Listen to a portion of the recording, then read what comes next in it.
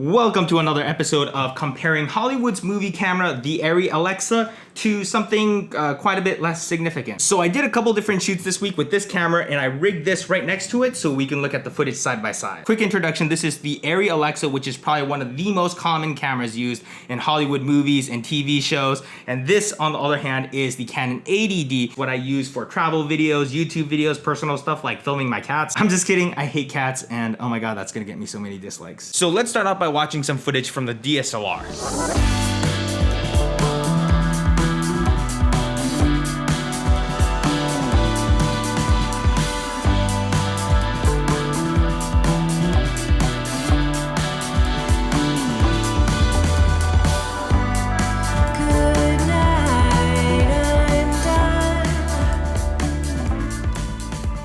Now let's watch the same set of clips, except for this time with the Arri Alexa. Let's see if you guys can tell a difference.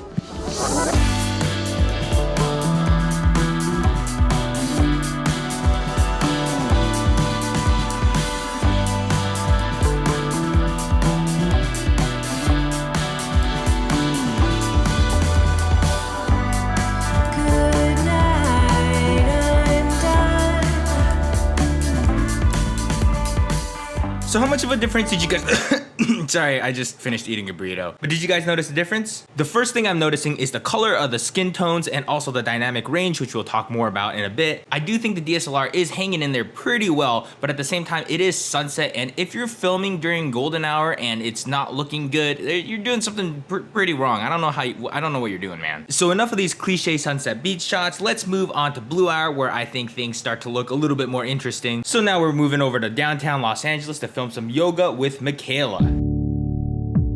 Now, it may look like the white balance settings are off, but no, both cameras were manually matched and there's been no color correction done in post. The shift in colors you're seeing is all part of Arri's magical color science. So when I have the Arri Alexa, shooting just after sunset is one of my favorite times to shoot. There's usually this nice blue glow in the air and the subject tends to pop out at you. But if I'm shooting on a DSLR, I think I'd rather go back to filming during sunset. As we enter this colorful light tunnel that we actually aren't supposed to film in, we see exactly how refined Arri's color science actually is. I mean, Apocalypse Now was filmed on an Arri camera, so they've had a little bit of time to figure this out. And probably one of the reasons why they're shooting the new Blade Runner on it, because look how rich these colors are. And that's one of the reasons why I always insist on shooting on the Arri Alexa, is because I swear they secretly install these beauty filters in every single one of their cameras. And unless you're filming a documentary about the Mars rover, you're most likely gonna be filming a lot of people. This camera just makes people look alive and natural, no matter what kind of crazy lights you throw at it.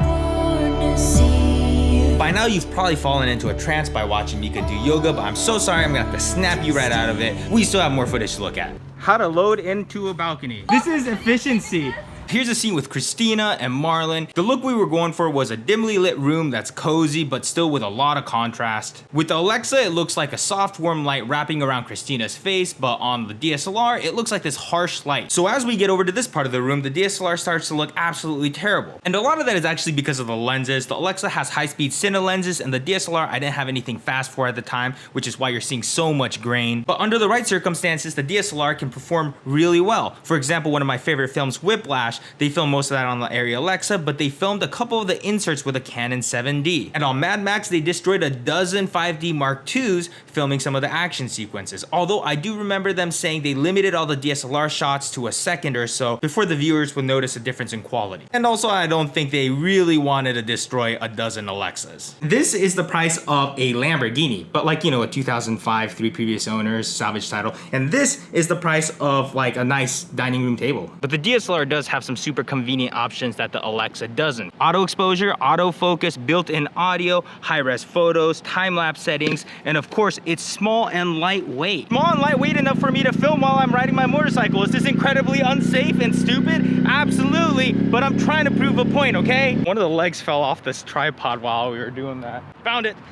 Bam.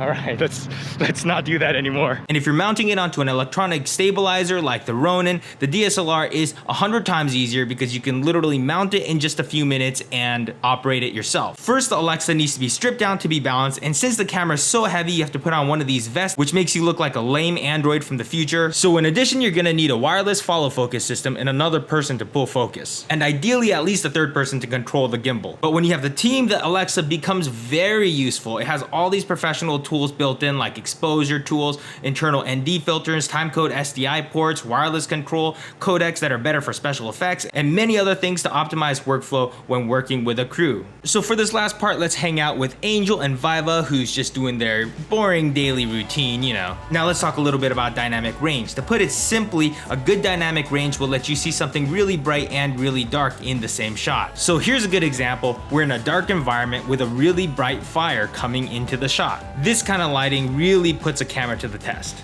Now, if you look at the flames, you'll notice that the Alexa has a lot more details in the flame opposed to the DSLR where the flames just look white. You'll notice that the Alexa not only sees more in the bright, but also in the darks. So in a situation like this, the Arri Alexa looks very even and exposed opposed to the DSLR where it looks either too bright or too dark depending on what part of the frame you're looking at. And remember that this is the Arri Alexa's default color profile. If we roll it back and look at the raw file, you can see exactly how much detail is maintained in this shot, so the color grading options are endless. With a DSLR, you're much more limited to your color grading options because of how much of the information is blown out or underexposed. And of course, the slow motion on the Arri Alexa is pretty awesome. Now with all that in mind, if we go back to Romina's footage, we can really see that the dynamic range is taking place in every shot. The sky looks white and blown out on the DSLR, but you can still see the orange glow on the Alexa. Same situation here where the reflections on the water and the sky also looks blown out on the DSLR. By the way, Romina is a funny travel YouTuber. Clearly she's super cool if you haven't noticed by her